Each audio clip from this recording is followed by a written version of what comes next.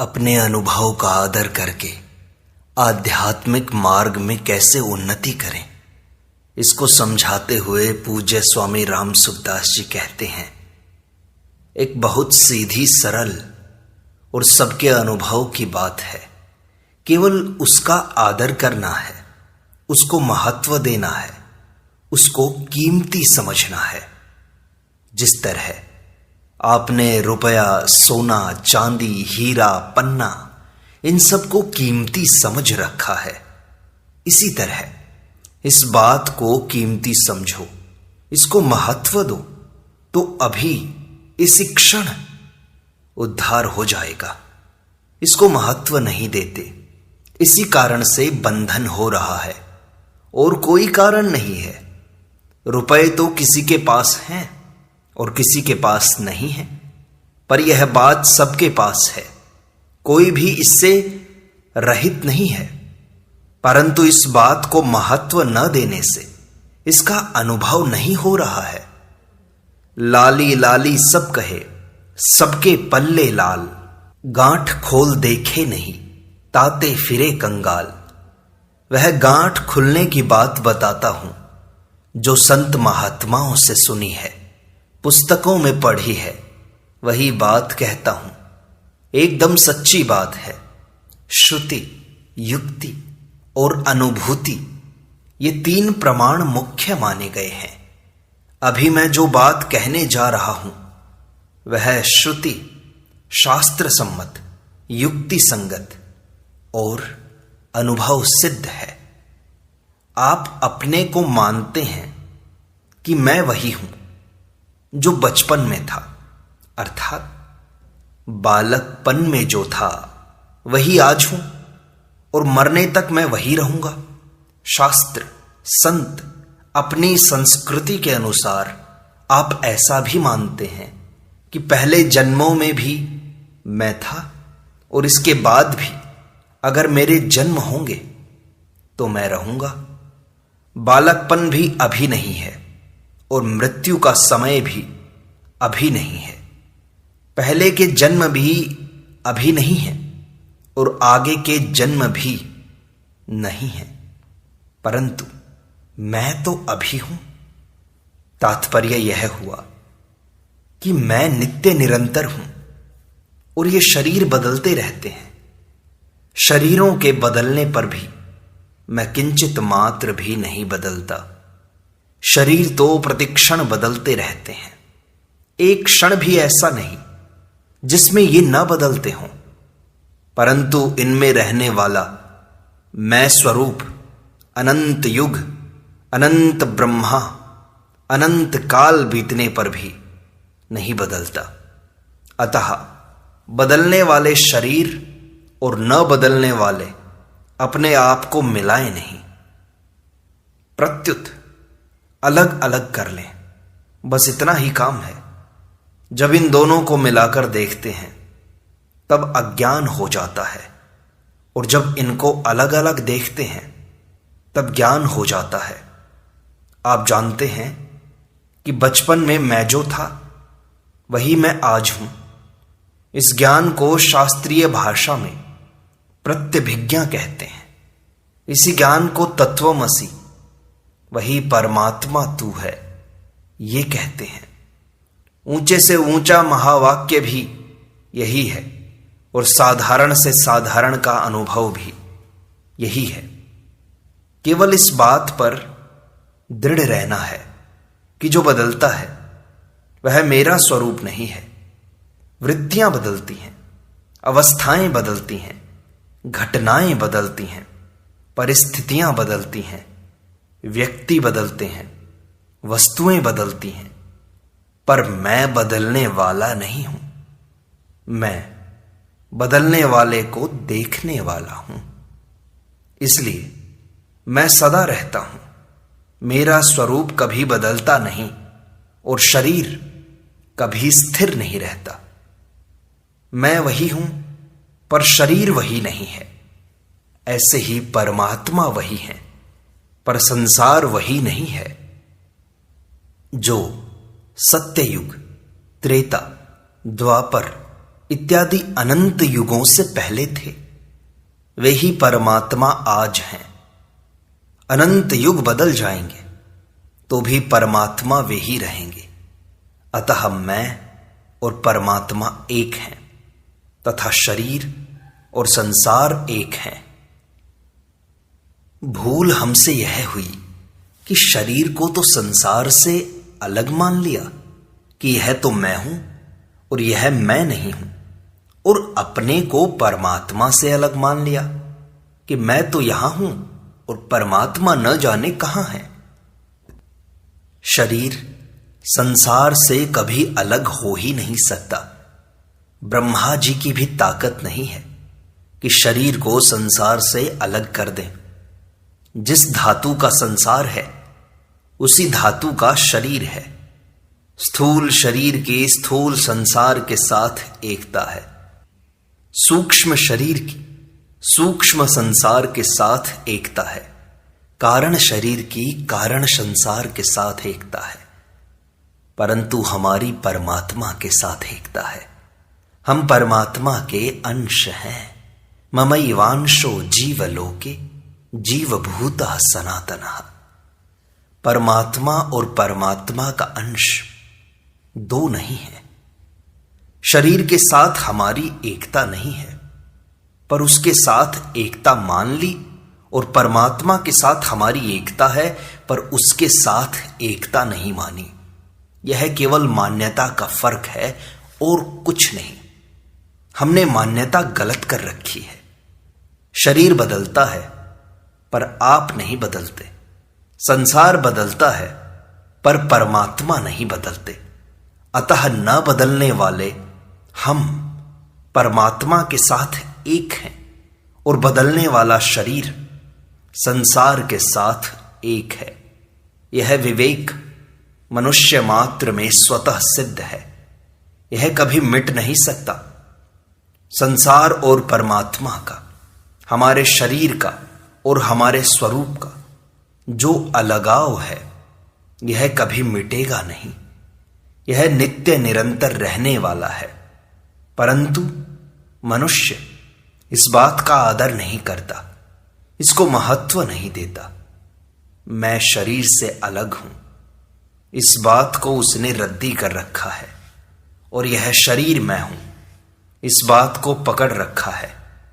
परंतु शरीर के साथ एकता को अभी तक कोई पकड़कर रख सका नहीं और रख सकेगा नहीं। अतः शरीर और संसार एक हैं तथा मैं और परमात्मा एक हैं। मैं और परमात्मा एक हैं, इस विषय में मतभेद है। द्वैत मत वाले परमात्मा के साथ जाति से एकता मानते हैं, और अद्वैत मत वाले स्वरूप से एकता मानते हैं। परंतु मैं और शरीर एक नहीं है, इस विषय में कोई मतभेद नहीं है। श्री शंकराचार्य, श्री वल्लभाचार्य, श्री रामानुजाचार्य, श्री निम्बार्काचार्य, श्री विष्णु स्वामी, श्री चैतन्य महाप्रभु आदि जितने भी महापुरुष हुए हैं, उन्होंने द्वैत, अद्वैत, विशिष्टाद्वैत, शुद्धाद्वैत, द्वैताद्वैत, अचिंत्य भेदाभेद आदि नामों से अपने अपने दर्शनों में परमात्मा के साथ जीव का घनिष्ठ संबंध माना है, परंतु शरीर के साथ अपना संबंध किसी ने भी नहीं माना है। शरीर संसार के साथ हमारी एकता नहीं है। इस विषय में अभी आचार्य, दार्शनिक, विद्वान एक मत हैं। जिस विषय में सभी एक मत हैं, उस बात को आप मान लो। हम शरीर संसार के साथ एक नहीं हैं, हम तो परमात्मा के साथ एक हैं। यही ज्ञान है। इस ज्ञान को दृढ़ता से पकड़ लें। इसमें बाधा क्या है? शरीर के साथ अपना संबंध मानने के कारण हम शरीर के सुख से अपने को सुखी मानते हैं। शरीर का मान होने से हम अपना मान मानते हैं। शरीर की बड़ाई होने से हम अपनी बड़ाई मानते हैं। शरीर के निरादर से हम अपना निरादर मानते हैं। शरीर के अपमान से हम अपना अपमान मानते हैं। वास्तव में शरीर को कोई पीस डाले तो भी हमारा कुछ नहीं बिगड़ता। एक दिन शरीर को लोग जला ही देंगे, पर हमारा बाल भी बांका नहीं होगा।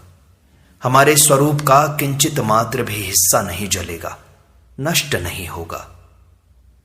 अतः संसार हमारा निरादर कर दे, अपमान कर दे, निंदा कर दे, दुख दे दे, शरीर का टुकड़ा टुकड़ा कर दे, तो क्या हो जाएगा? गीता ने कहा है, यस्मिन् स्थितो न दुखेन गुरुणापि विचाल्यते। अर्थात परमात्मा स्वरूप आत्यंतिक सुख में स्थित मनुष्य बड़े भारी दुख से भी विचलित नहीं किया जा सकता। किसी कारण से शरीर के टुकड़े टुकड़े कर दिए जाएं, तो भी वह अपने स्वरूप से विचलित नहीं होता, महान आनंद से इधर उधर नहीं होता। हां, शरीर को पीड़ा हो सकती है, मूर्छा आ सकती है, पर दुख नहीं हो सकता। इतना आनंद सांसारिक वस्तुओं से कभी नहीं हो सकता। परंतु आपने मैं और शरीर दो हैं इस बात का अनादर कर दिया और शरीर के साथ एक होकर उसके दुख में दुख और सुख में सुख मान लिया। इसको कृपा करके न माने। एक श्रोता ने स्वामी जी से पूछा कि स्वामी जी, शरीर तो प्रत्यक्ष दिखाई देता है, इसको कैसे नहीं माने हम? कैसे इसको अनदेखा कर दें? कैसे इसको अपना स्वरूप न माने? स्वामी जी कहते हैं कि दिखाई देता है तो दिखाई देता रहे, इसको मानो मत। दर्पण में अपना मुख दिखाई देता है तो उस मुख को आप दर्पण में मानते हो क्या? नहीं मानते। दर्पण में दिखाई देने वाले मुख को आप पकड़ सकते हो क्या? नहीं पकड़ सकते। अतः जो दिखाई देता है उसको आप मत मानो। मैं शरीर हूं, यह दर्पण में दिखाई देने वाले मुख की तरह दिखाई देता है, पर वास्तव में है नहीं। अगर आप और शरीर एक होते तो शरीर आपसे छूट नहीं सकता और आप शरीर को छोड़ नहीं सकते। परंतु मरने पर शरीर छूट जाता है और आप शरीर को छोड़ देते हो। आप और शरीर एक नहीं हुए। जैसे मैं मकान में बैठा हूं तो मेरे बिना भी मकान रहता है और इस मकान के बिना भी मैं रहता हूं। अतः मैं मकान नहीं हूं। हम मरे हुए मनुष्यों को, पशुओं को देखते हैं कि उनके शरीर तो यहीं पड़े हैं, पर उनमें रहने वाला जीवात्मा चला गया है। वे दोनों अभी अलग हुए हों, ऐसी बात नहीं है। वे तो पहले से ही अलग थे। अगर जीवात्मा और शरीर एक होते तो जीवात्मा के साथ शरीर भी चला जाता, अथवा शरीर के साथ जीवात्मा भी यहीं रहता। परंतु न तो जीवात्मा के साथ शरीर रहता है और न शरीर के साथ जीवात्मा रहता है। अतः शरीर और जीवात्मा दो हैं, इसमें कोई संदेह नहीं। इन दोनों को अलग अलग जानना ही ज्ञान है, जिसका वर्णन भगवान ने गीता के प्रारंभ में किया है। अपने उपदेश के आरंभ में ही भगवान ने बताया कि शरीर और शरीरी, देह और देही, ये दोनों अलग अलग हैं। शरीर सदा बदलने वाला है, पर शरीरी कभी बदलने वाला, नष्ट होने वाला नहीं है। इस प्रकार जान लेने पर शोक दुख हो ही नहीं सकता, क्योंकि नाश होने वाले का नाश तो होगा ही, इसमें शोक की क्या बात। और अविनाशी सदा अविनाशी ही रहेगा, इसमें दुख की क्या बात। जैसे आप अपने को शरीर मानते हैं, ऐसे ही परमात्म तत्व संपूर्ण संसार में है। संपूर्ण संसार में होते हुए भी परमात्मा का संसार से कुछ भी संबंध नहीं है। सबका सब संसार उथल पुथल हो जाए तो भी परमात्मा का कुछ नहीं बिगड़ता। ऐसे ही आपका शरीर उथल पुथल हो जाए तो भी आपका कुछ नहीं बिगड़ता। आप जैसे हो वैसे ही रहते हो। आपने गुणों का संग माना है, शरीर के साथ अपना संबंध माना है, इसलिए जन्म मरण होते हैं। कारणम गुण संगोस्य सद सद योनि जन्मसु। गुणों का संग छोड़ने पर जन्म मरण है ही नहीं। गुणों का संग आपने माना है, अतः उसको न मानने पर वह संबंध मिट जाएगा।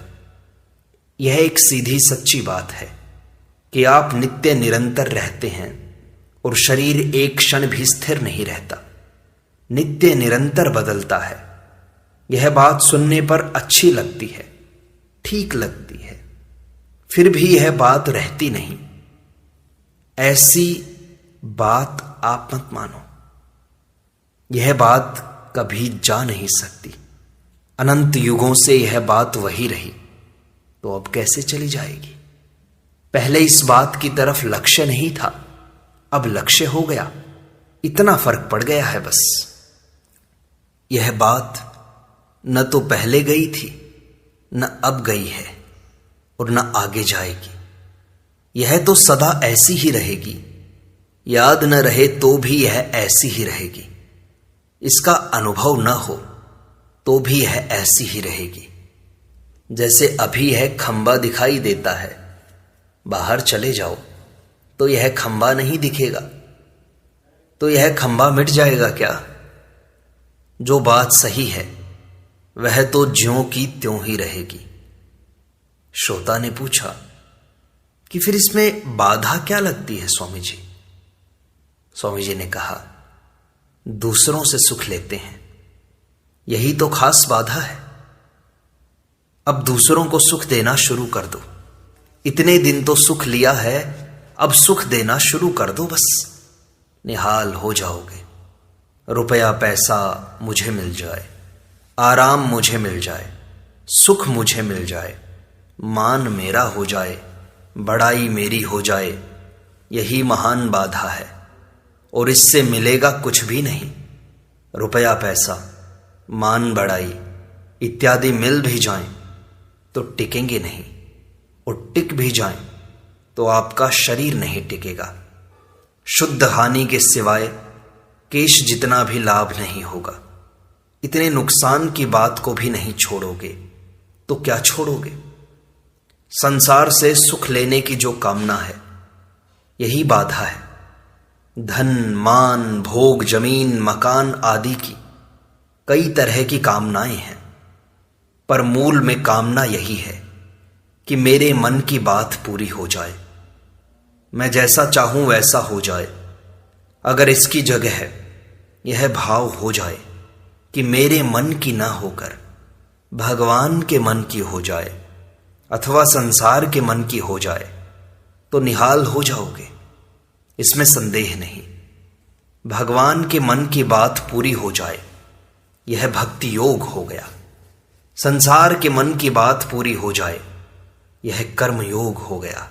मेरे मन की बात है ही नहीं, मन मेरा है ही नहीं, यह तो प्रकृति का है, यह ज्ञान योग हो गया।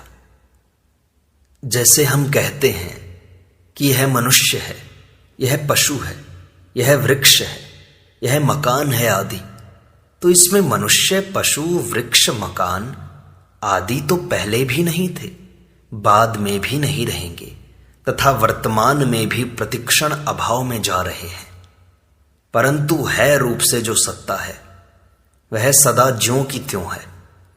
तात्पर्य है कि मनुष्य पशु वृक्ष मकान इत्यादि तो संसार हैं और है परमात्म तत्व है। इसलिए मनुष्य पशु वृक्ष मकान आदि तो अलग अलग हुए, पर है वही रहा, सत्ता वही रही, परमात्म तत्व वही रहा। इसी तरह मैं मनुष्य हूं, मैं पशु हूं, मैं देवता हूं आदि में शरीर तो अलग अलग हुए, पर हूं वही रहा। संसार की तो सत्ता नहीं है और परमात्म तत्व का अभाव नहीं है। अतः जो निरंतर बदलता है उसका भाव कभी नहीं हो सकता और जो कभी नहीं बदलता उसका अभाव कभी नहीं हो सकता। नहीं कभी है नहीं हो सकता और है कभी नहीं हो सकता। असत कभी विद्यमान नहीं है और सत सदा विद्यमान है। जिसका अभाव है उसी का त्याग करना है और जिसका भाव है उसी को प्राप्त करना है। इसके सिवाय और क्या बात हो सकती है को स्वीकार करना है और नहीं को अस्वीकार करना है। यही वेदांत है, वेदों का निष्कर्ष है। यद्यपि भाव परमात्मा का ही है, संसार का नहीं, फिर भी मनुष्य से यही भूल होती है कि वह पहले संसार को, शरीर को देखकर फिर उसमें परमात्मा को देखता है। पहले आकृति को देखकर फिर भाव को देखता है। ऊपर लगाई हुई पालिश को देखता है। वो पालिश कब तक टिकेगी? साधक को विचार करना चाहिए कि परमात्मा पहले थे या संसार पहले था, स्वरूप पहले था या शरीर पहले था। विचार करने पर सिद्ध होता है कि परमात्मा पहले हैं, संसार पीछे है। स्वयं पहले है, शरीर बाद में है। भाव पहले है, आकृति पीछे है। इसलिए साधक की दृष्टि पहले भाव रूप परमात्मा या चिन्मय सत्ता की तरफ जानी चाहिए, संसार या शरीर की तरफ नहीं। हम संसार में हैं और परमात्मा को प्राप्त करना है, ऐसा मानना ही गलती है, क्योंकि वास्तव में हम परमात्मा में ही हैं। संसार की तो सत्ता ही नहीं है। ना सतो विद्यते भावः। साधक की दृष्टि भाव रूप परमात्मा की तरफ ही रहनी चाहिए, अभाव रूप संसार की तरफ नहीं, अपितु संसार से विमुक्ता होनी चाहिए। एक सिद्धांत है कि जो आदि और अंत में होता है वह मध्य में भी, वर्तमान में भी होता है, तथा जो आदि और अंत में नहीं होता वह मध्य में भी नहीं होता। जैसे शरीर और संसार पहले भी नहीं थे और बाद में भी नहीं रहेंगे, तथा बीच में भी वे प्रतिक्षण बदलकर नाश की ओर जा रहे हैं, अर्थात प्रतिक्षण मर रहे हैं, उनका प्रतिक्षण अभाव हो रहा है। परंतु शरीर वाला और परमात्म तत्व पहले भी थे, बाद में भी रहेंगे और बीच में भी ज्यों के त्यों विद्यमान है। जो आदि और अंत में नहीं है उसका नहीं पना नित्य निरंतर है, तथा जो आदि और अंत में है उसका है पना नित्य निरंतर है। जिसका नहीं पना नित्य निरंतर है वह असत है, और जिसका है पना नित्य निरंतर है वह सत है। असत के साथ हमारा नित्य वियोग है, हम उससे सर्वथा अछूते हैं, और सत के साथ हम सदा से ही जुड़े हुए हैं और जुड़े रहेंगे। सुख दुख, हर्ष शोक, राग द्वेष, काम क्रोध इत्यादि आने जाने वाले, बदलने वाले हैं, पर सत्ता अर्थात स्वरूप ज्यों का त्यों रहने वाला है। साधक से यह बहुत बड़ी भूल होती है कि वह बदलने वाली दशा को देखता है पर सत्ता को नहीं देखता। दशा को स्वीकार करता है पर सत्ता को स्वीकार नहीं करता। दशा पहले भी नहीं थी और बाद में भी नहीं रहेगी, अतः बीच में दिखाई देने पर भी वह नहीं है। परंतु सत्ता में आदि, अंत और मध्य है ही नहीं। दशा को लेकर ही सत्ता का आदि, अंत तथा मध्य कहा जाता है।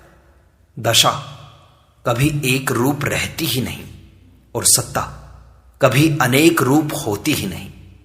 जो दिखाई देता है वह भी दशा है और जो देखने वाली है वह भी दशा है। जानने में आने वाली भी दशा है और जानने वाली भी दशा है। सत्ता में न दिखाई देने वाला है, न देखने वाला है, न जानने वाला है, न जानने में आने वाला है, न समझने वाला है, न समझाने वाला है, न श्रोता है, न वक्ता है। ये दिखने वाला, देखने वाला इत्यादि सब दशा के अंतर्गत हैं। दिखाई देने वाला, देखने वाला आदि तो नहीं रहेंगे, पर सत्ता रहेगी, क्योंकि दशा तो मिट जाएगी पर सत्ता रह जाएगी। यदि हम इस एक बात को पकड़ लें, जीवन में धारण कर लें कि ये संसार, ये शरीर प्रतिक्षण नष्ट हो रहा है और ये हम सबका अनुभव है, यदि इस अनुभव का हम आदर करें, इस एक बात को गहराई से पकड़ लें, तो हम मुक्त हो सकते हैं। इस प्रकार यह सत्संग यहीं संपूर्णता को प्राप्त होता है। शेष अगले अंक में।